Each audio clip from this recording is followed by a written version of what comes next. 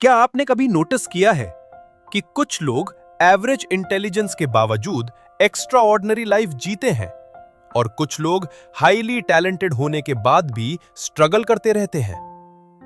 क्या आपने कभी सोचा कि दो लोग सेम मेहनत करते हैं, सेम आवर्स काम करते हैं, सेम अपॉर्चुनिटीज के लिए ट्राई करते हैं, लेकिन एक मिलियनेयर बन जाता है और दूसरा जिंदगी भर कंप्लेन करता रहता है? आखिर डिफरेंस कहां है? नॉलेज में, लक में, या फिर किसी और चीज में? रोल्फ दोबेली कहते हैं, गुड लाइफ अचीव करने के लिए आपको ज्यादा नॉलेज की जरूरत नहीं है, आपको सिर्फ कम गलतियां करनी है, बस। जी हां, लाइफ को एक्स्ट्राऑर्डिनरी बनाने का सीक्रेट कुछ नया करना नहीं है, बल्कि उन मिस्टेक्स को अवॉइड करना है जो 90% लोग रोज करते हैं। और आज की इस ऑडियो बुक में हम सीखेंगे 8 ऐसे मेंटल मॉडल्स जो आपकी थिंकिंग को परमानेंटली चेंज कर सकते हैं। लेकिन शुरुआत एक अनकंफर्टेबल ट्रुथ से करते हैं, एक ऐसा ट्रुथ जो शायद आपको पसंद ना आए। Part 1, winners lottery. इमेजिन कीजिए, कल सुबह आप उठते हैं और आपको पता चलता है कि आप जिस सक्सेस पर इतना प्राउड फील करते हैं उसमें आपका कंट्रीब्यूशन ऑलमोस्ट 0 था। आप क्या कहेंगे? इम्पॉसिबल? नहीं। रोल्फ दोबेली कहते हैं, आपकी सक्सेस का सबसे बड़ा रीजन आप नहीं है, और इसी कॉन्सेप्ट को वो कहते हैं विनर्स लॉटरी। अब सवाल है, अगर आप रिस्पॉन्सिबल नहीं हैं, तो फिर रिस्पॉन्सिबल कौन है? इसी का आंसर आपकी पूरी लाइफ को देखने का नजरिया बदल सकता है। सच बताइए, आप किस कंट्री में पैदा हुए? किस फैमिली में पैदा हुए? आपके पेरेंट्स का एजुकेशन लेवल क्या था? आपकी हेल्थ कैसी थी? आपका आईक्यू कितना था? क्या आपने ये सब चूज किया था? बिल्कुल नहीं। लेकिन ये सब चीजें आपकी लाइफ के रिजल्ट को मैसिवली इन्फ्लुएंस करती हैं। सोचिए, एक इंटेलिजेंट बच्चा कनाडा में पैदा होता है और एक उतना ही इंटेलिजेंट बच्चा किसी एक्सट्रीमली पुअर विलेज में। दोनों इक्वली स्मार्ट है, लेकिन 25 साल बाद उनकी लाइफ कंप्लीटली डिफरेंट होगी। क्यों? क्योंकि स्टार्टिंग लाइन डिफरेंट थी। और यहीं पर आती है विनर्स लॉटरी। हम अक्सर सोचते हैं आई एम सेल्फ मेड, लेकिन रियलिटी में कोई भी कंप्लीटली सेल्फ मेड नहीं होता। आपके टीचर्स, आपके पेरेंट्स, आपके मेंटोर्स, आपका एनवायरनमेंट, आपकी टाइमिंग, सब मिलकर आपकी सक्सेस क्रिएट करते हैं। और जब ये बात समझ आती है, तब ईगो डिसॉल्व होना शुरू हो जाता है और ग्रैटिट्यूड पैदा होता है। तो पहला लेसन क्या हुआ? सक्सेस को एंटाइटलमेंट मत समझो, गिफ्ट समझो। Part 2, diminishing utility. लेकिन यहां एक और डेंजरस ट्रैप छुपा हुआ है, एक ऐसा ट्रैप जो दुनिया के करोड़पतियों को भी अनहैप्पी बना देता है। अगर मैं आपसे पूछूं, कितना पैसा इनफ है? 10 लाख, 1 करोड़, 10 करोड़, 100 करोड़? आपका जवाब क्या होगा?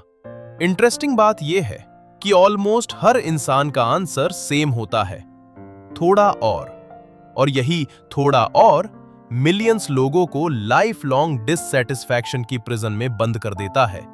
एक एक्सपेरिमेंट इमेजिन कीजिए, आप डेजर्ट में चल रहे हैं, 40 डिग्री टेम्परेचर, आपको एक्सट्रीम प्यास लगी हुई है।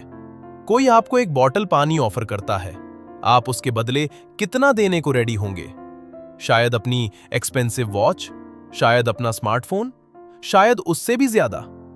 लेकिन जब आपकी प्यास बुझ जाती है, तो वहीं पानी ऑलमोस्ट वर्थलेस लगता है। इस कॉन्सेप्ट को इकोनॉमिक्स में कहते हैं डिमिनिशिंग यूटिलिटी, और यही रूल पैसों पर भी अप्लाई होता है। पहला लाख लाइफ चेंज कर सकता है, पहला करोड़ कॉन्फिडेंस दे सकता है, लेकिन उसके बाद हर एडिशनल अमाउंट कम और कम हैप्पीनेस देता है। इसीलिए दुनिया के बहुत सारे बिलियनियर्स भी एंग्शियस होते हैं, क्योंकि प्रॉब्लम पैसों की नहीं होती, प्रॉब्लम कंपैरिजन की होती है। आप अपनी सैलरी से खुश होते हैं जब तक आपको पता नहीं चल जाता कि आपका कलीग आपसे ज्यादा कमा रहा है। सडनली आपकी हैप्पीनेस गायब। सैलरी सेम है, लाइफ सेम है, लेकिन परसेप्शन बदल गया। और इसी वजह से दुबल्ली कहते हैं, comparison is one of the fastest ways to destroy happiness. तो दूसरा लेसन क्या हुआ? पैसों को हैप्पीनेस का सोर्स मत समझो, टूल समझो। Part 3, mental accounting. अब आपके साथ एक खास सवाल। आप एक मूवी टिकट खरीदते हैं 500 रुपए का। सिनेमा हॉल जाते वक्त आपको पता चलता है कि आपने टिकट घर पे भूल दी। क्या आप दोबारा 500 रुपए देके टिकट खरीदेंगे? ज्यादातर लोग कहते हैं नहीं। अब दूसरा सिनारियो, आप सिनेमा हॉल जाते हैं, टिकट खरीदने से पहले आपकी जेब से 500 रुपए गिरते हैं। क्या आप फिर भी टिकट खरीदेंगे? ज्यादातर लोग कहते हैं हां। लेकिन रुको, दोनों केसेस में आपने 500 रुपए लूज किए, दोनों में लॉस सेम था, फिर डिसीजन अलग क्यों? इसका जवाब है मेंटल अकाउंटिंग। हमारा ब्रेन पैसों को अलग अलग मेंटल बॉक्सेस में रखता है। एंटरटेनमेंट का बजट, इमरजेंसी का फंड, इन्वेस्टमेंट का पैसा। और यही मेंटल बॉक्सेस हमें इरैशनल डिसीजंस करवाते हैं। सोचिए, आपने गैम्बलिंग में 10,000 रुपए जीते। क्या आप वो पैसा ज्यादा केयरफुली स्पेंड करेंगे या रिस्कली? स्टडीज बताती हैं कि ज्यादातर लोग फाउंड मनी को केयरलेसली स्पेंड करते हैं, क्योंकि उनका ब्रेन कहता है ये तो एक्स्ट्रा था, इसका नुकसान नहीं है। लेकिन इकोनॉमिकली 1 रुपया होता है, चाहे वो सैलरी से आए, चाहे बोनस से आए, चाहे खड़े खड़े रोड पे मिले। दुबेली कहते हैं, जब आप मेंटल अकाउंटिंग को समझ लेते हैं, तब आप पैसा कम वेस्ट करते हैं, क्योंकि सब पैसा रियल है, कोई भी फ्री मनी नहीं होता। तो तीसरा लेसन क्या हुआ? पैसा कहां से आया, इससे ज्यादा इंपॉर्टेंट है पैसा कहां जा रहा है। Part 4, self correction. अब एक और इंटरेस्टिंग सवाल, क्या आप कभी गलत होते हैं? हां, आप कहेंगे बिल्कुल होता हूं। लेकिन जब आखिरी बार कोई आपको गलत बोला, तब आपकी पहली रिएक्शन क्या थी? क्या आपने तुरंत अग्री किया या क्या आपने डिफेंड करना शुरू कर दिया? यही इंसान की सबसे बड़ी वीकनेस है। हम गलतियां करना नहीं चाहते, हम सिर्फ गलतियां एक्नॉलेज नहीं करना चाहते। दुबेली कहते हैं, जो लोग फास्ट सेल्फ करेक्शन करते हैं, वो लाइफ में सबसे तेजी से आगे बढ़ते हैं। एक पायलट की कहानी याद कीजिए। एक प्लेन फ्लाई हो रहा है, डेस्टिनेशन है मुंबई। प्लेन दिल्ली से उड़ता है, लेकिन विंड टर्बुलेंस की वजह से हर मिनट प्लेन थोड़ा ऑफ कोर्स हो जाता है। क्या पायलट एक बार करेक्शन करता है और फिर हैंड्स फ्री कर देता है? नहीं, वो हर कुछ सेकंड्स में छोटी छोटी करेक्शंस करता रहता है। यही लाइफ का प्रिंसिपल भी है। आपको एक परफेक्ट प्लान नहीं चाहिए, आपको सिर्फ एक हैबिट चाहिए, फ्रीक्वेंटली करेक्ट करने की। सक्सेसफुल लोग ये नहीं सोचते मैं गलत नहीं हो सकता, वो ये सोचते हैं अगर मैं गलत हूं तो मैं जल्दी से कैसे बदलूं। वॉरेन बफेट ने एक बार कहा था, the most important thing to do when you are in a hole is to stop digging. दुबेली भी यही कहते हैं, गलती एक्सेप्ट करो, जल्दी बदलो और आगे बढ़ो। तो चौथा लेसन क्या हुआ? Self correction is not weakness, it is the fastest shortcut to success. Part 5, image versus reality. लेकिन क्या होता है जब हम करेक्शन नहीं करते? कब हम अपनी गलती एक्सेप्ट नहीं करते? हम एक और ट्रैप में फंस जाते हैं, जिसे कहते हैं इमेज वर्सेस रियलिटी। सोचिए, एक बिजनेसमैन है, वो हमेशा बोलता है मैं तो बिल्कुल डायरेक्ट हूं, जो दिल में होता है वही बोल देता हूं। लेकिन जब उसके एम्प्लॉइज फीडबैक देते हैं, वो उन्हें डिसमिस कर देता है। जब उसके डिसीजंस फेल होते हैं, वो ब्लेम करता है मार्केट को, इकोनॉमी को, लक को। ये क्या है? ये है इमेज वर्सेस रियलिटी का ट्रैप। हम एक इमेज बनाते हैं अपने बारे में, मैं ऑनेस्ट हूं, मैं हार्ड वर्किंग हूं, मैं केयरिंग हूं, और फिर हम अपनी सारी एनर्जी लगाते हैं इस इमेज को प्रोटेक्ट करने में। चाहे रियलिटी कुछ भी कह रही हो। दुबल्ली कहते हैं, दुनिया में दो तरह के लोग होते हैं। पहले, जो अपनी इमेज बचाते हैं। दूसरे, जो अपनी रियलिटी इंप्रूव करते हैं। पहले टाइप के लोग हमेशा एक्सप्लेन करते रहते हैं क्यों वो सही थे। दूसरे टाइप के लोग हमेशा ढूंढ रहे होते हैं वो कैसे और बेटर हो सकें।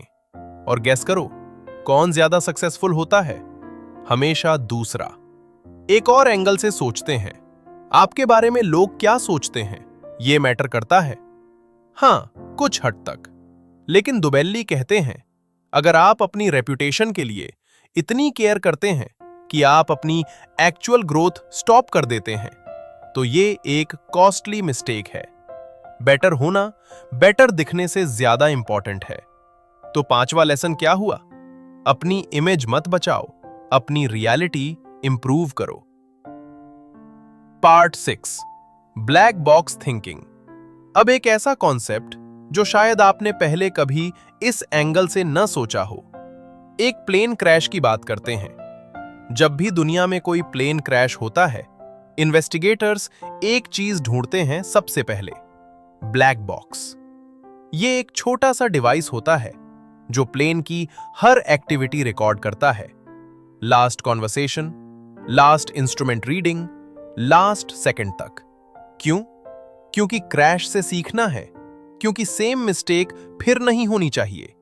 एविएशन इंडस्ट्री वर्ल्ड की सबसे सेफ इंडस्ट्री है, इसलिए नहीं कि प्लेन्स परफेक्ट है, इसलिए क्योंकि जब भी कोई मिस्टेक होती है, पूरी इंडस्ट्री उस मिस्टेक से सीखती है। अब कंपेयर कीजिए मेडिकल इंडस्ट्री से। स्टडीज बताती हैं कि दुनिया में लाख लोग हर साल डॉक्टर की गलतियों की वजह से मरते हैं, लेकिन ज्यादातर केसेस में वो गलतियां कभी पब्लिकली एक्नॉलेज नहीं होती, क्योंकि डॉक्टर्स को डर है रेप्यूटेशन खराब हो जाने का, लॉसूट का, एम्बैरेसमेंट का।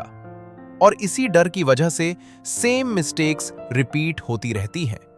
दुबेल्ली कहते हैं, ब्लैक बॉक्स थिंकिंग का मतलब है अपनी फेलियर्स को डेटा की तरह ट्रीट करना, जजमेंट की तरह नहीं।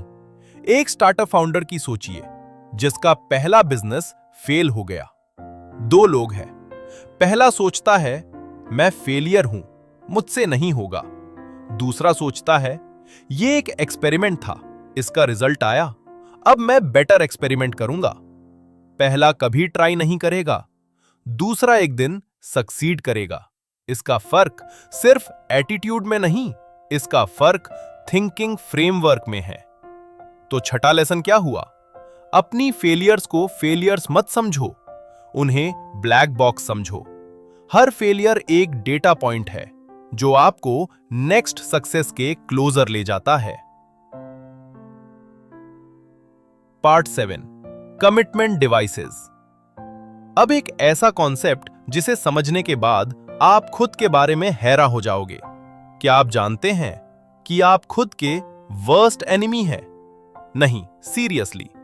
रिसर्च कहती है कि जो चीज आपको सक्सेस से रोक रही है वो लोग नहीं है, सर्कमस्टेंसेस नहीं है, वो आप खुद हैं। और कैसे? Through procrastination, through instant gratification, through short term thinking. एक इंसान है, उसने डिसाइड किया है कि वो जिम जाएगा रोज सुबह 6 बजे। पहला दिन वो जाता है, दूसरा दिन जाता है, तीसरा दिन अलार्म बजता है। ब्रेन कहता है आज थकान ज्यादा है, कल से पक्का, एक दिन से क्या फर्क पड़ेगा, और जिम वाली हैबिट खत्म। दुबेल्ली कहते हैं ये विल पावर की प्रॉब्लम नहीं है, ये सिस्टम की प्रॉब्लम है। और सॉल्यूशन है कमिटमेंट डिवाइसेस। कमिटमेंट डिवाइस का मतलब है अपने फ्यूचर सेल्फ को आज बाइंड करना। एक एग्जाम्पल, यूलिसिस, ग्रीक माइथोलॉजी का हीरो, जब साइरन्स की आवाज सुनने वाला था, जिनकी आवाज इतनी मैजिकल थी कि लोग अपनी बोट रोक के पानी में कूद जाते थे, यूलिसिस ने क्या किया? उसने अपने आप को मस्त से बंद करा लिया और अपने सेल्जर्स के कानों में वैक्स लगवा दिया। रिजल्ट? वो साइरन्स की आवाज सुन सकता था लेकिन रिएक्ट नहीं कर सकता था और वो सेफ रहा। ये था कमिटमेंट डिवाइस। मॉडर्न लाइफ में क्या है कमिटमेंट डिवाइस? अगर आप डाइट पे हैं, घर में जंक फूड ही मत रखिए।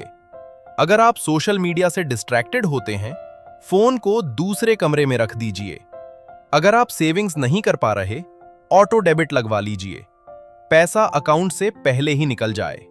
दोबेली कहते हैं, स्ट्रॉन्ग पीपल वो नहीं होते जो टेम्पटेशन फेस करते हैं और जीत जाते हैं। स्ट्रॉन्ग पीपल वो होते हैं जो सिस्टम बनाते हैं ताकि टेम्पटेशन फेस ही ना करना पड़े। तो 7वां लेसन क्या हुआ? अपने विल पावर पे रिलाय मत करो, सिस्टम्स बनाओ, कमिटमेंट डिवाइसेस यूज करो और अपने फ्यूचर सेल्फ को आज प्रोटेक्ट करो। Part 8, focus on what you control. अब हम आते हैं इस ऑडियो बुक के सबसे पावरफुल लेसन पर। एक ऐसा आइडिया जो 2000 साल पहले एक स्लेव ने सीखा था और जो आज भी इक्वली रेलेवेंट है। उस स्लेव का नाम था एपिक्टेटस। वो रोम में स्लेव था, कोई फ्रीडम नहीं थी, कोई राइट्स नहीं थे। उसका मास्टर कभी भी उसे टॉर्चर कर सकता था, लेकिन एपिक्टेटस ने कुछ ऐसा सीखा जो उससे इंटरनली फ्री कर गया। चाहे बाहरी सर्कमस्टेंसेस कुछ भी हों, वो क्या सीखा? उसने सीखा दुनिया की चीजें 2 टाइप की होती हैं। एक जो हमारे कंट्रोल में है, हमारे थॉट्स, हमारे एक्शंस, हमारे रिएक्शंस, और 2 जो हमारे कंट्रोल में नहीं है। लोग क्या सोचते हैं हमारे बारे में?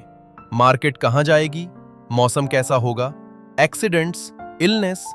दोबेली कहते हैं, ज्यादातर लोग अपनी एनर्जी टाइप 2 चीजों पे स्पेंड करते हैं जो उनके कंट्रोल में ही नहीं है।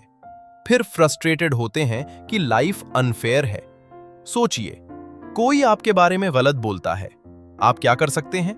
अपना रिस्पॉन्स चूज कर सकते हैं, लेकिन उन्हें रोक नहीं सकते बोलने से।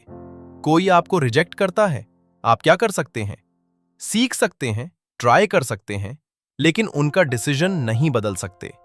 मार्केट क्रैश हो जाती है, आप क्या कर सकते हैं? अपना पोर्टफोलियो एडजस्ट कर सकते हैं, लेकिन मार्केट कंट्रोल नहीं कर सकते। स्टोइक्स कहते थे, concern yourself only with what is yours. और जो आपका है, सिर्फ आपका रिएक्शन है, सिर्फ आपकी एफर्ट है, सिर्फ आपका पर्सपेक्टिव है। तो 8वां और फाइनल लेसन क्या हुआ? जो कंट्रोल में नहीं है उसकी चिंता छोड़ दो, जो कंट्रोल में है उस पर पूरा फोकस लगाओ। Final chapter, anti envy framework plus long term thinking. लेकिन एक चीज और बाकी है, एक ऐसी चीज जो इन 7 लेसन्स के बाद भी आपकी सारी प्रोग्रेस बर्बाद कर सकती है। उसका नाम है एनवी, जेलसी, दूसरों से कंपैरिजन। दोबेली कहते हैं, एनवी एक यूनिक इमोशन है। क्यों? क्योंकि इसका कोई बेनिफिट नहीं है। किसी भी इमोशन का कुछ न कुछ यूजे होता है। डर आपको डेंजर से बचाता है, एंगर आपको एक्शन लेने पे फोर्स करता है, सैडनेस आपको एम्पैथी देता है, लेकिन एनवी सिर्फ आपको कंज्यूम करती है और दूसरे को कुछ नहीं होता। एक interesting thought experiment.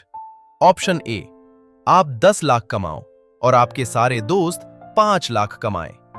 Option B, आप 20 लाख कमाओ और आपके सारे दोस्त 40 लाख कमाएं। लॉजिकली ऑप्शन बी बेटर है, ज्यादा पैसा। लेकिन रिसर्च कहती है कि ज्यादातर लोग ऑप्शन ए चूज करते हैं। क्यों? क्योंकि हम चाहते हैं दूसरों से ज्यादा। एब्सोल्यूट अमाउंट नहीं, रिलेटिव अमाउंट। ये है एनवी का ट्रैप और दोबेली कहते हैं इसका एंटीडोट है, दूसरों से कंपेयर करना बंद करो। अपना स्कोर कार्ड सिर्फ एक इंसान से कंपेयर करो, और वो इंसान कौन है? यस्टरडेज वर्जन ऑफ यू, कल का आप। क्या आप कल से बेटर है आज? अगर हां, तो आप विन कर रहे हैं। कोई भी किसी दूसरे का सक्सेस आपकी विन नहीं छीन सकता जब तक आप कंपेयर नहीं करते। और फाइनली, लॉन्ग टर्म थिंकिंग के बारे में दोबेली कहते हैं, जो लोग आज के प्लेजर के लिए कल का फ्यूचर सैक्रिफाइस करते हैं, वो अक्सर रिग्रेट में जीते हैं। और जो लोग आज थोड़ी सी डिस्कंफर्ट एक्सेप्ट करते हैं फ्यूचर के लिए, वो कंपाउंडिंग का जादू एक्सपीरियंस करते हैं। एक एग्जाम्पल, एक इंसान 25 साल की उम्र में रोज सिर्फ 100 रुपए सेव करता है और 8% एनुअल रिटर्न पे इन्वेस्ट करता है। 60 साल की उम्र तक उसके पास 1 करोड़ से ज्यादा होगा, सिर्फ 100 रुपए रोज। लेकिन ज्यादातर लोग सोचते हैं 100 रुपए से क्या होगा और फिर वो स्पेंड कर देते हैं। यही डिफरेंस है शॉर्ट टर्म थिंकर और लॉन्ग टर्म थिंकर में। वॉरेन बफेट का 99% वेल्थ उन्होंने 52 साल के बाद कमाया। क्यों? क्योंकि कंपाउंडिंग को टाइम चाहिए और टाइम सिर्फ उन्हें मिलता है जो लॉन्ग टर्म सोचते हैं। दोबेल्ली कहते हैं, गुड लाइफ का फॉर्मूला सिंपल है, शॉर्ट टर्म में कम गलतियां करो, लॉन्ग टर्म में कंसिस्टेंट रहो और कंपैरिजन के चक्कर में अपनी पीस मत खाओ, बस। कंक्लूजन, द लाइफ फिलॉसफी पे ऑफ। तो आज हमने क्या सीखा? 8 ऐसे मेंटल मॉडल्स जो आपकी थिंकिंग को फंडामेंटली चेंज कर सकते हैं।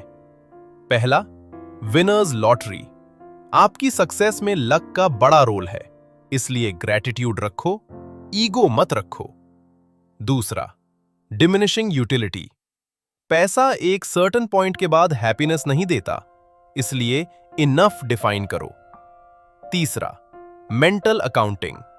पैसा पैसा होता है, चाहे वो कहां से आए, उससे वाइजली स्पेंड करो। चौथा, सेल्फ करेक्शन। गलती करना वीकनेस नहीं है, गलती एक्नॉलेज ना करना वीकनेस है।